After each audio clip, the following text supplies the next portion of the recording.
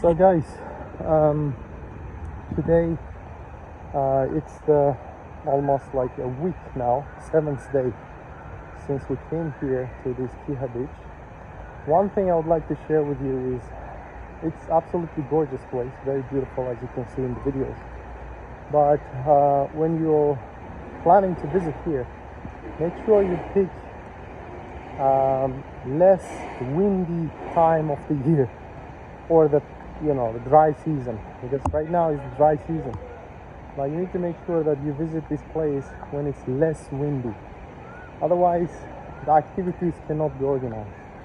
Like none of these agencies, even the hotel, they can organize any like scuba diving or even snorkeling or visiting the sandbanks, etc. They cannot do it when it's windy. So that's the downside. I've been waiting for these activities for quite a long time now. Since the day one, we asked them, please, let's organize. But it's been on and off, windy, less windy. When it's less windy, there aren't enough people. So that's the problem. And today we are supposed to do scuba diving.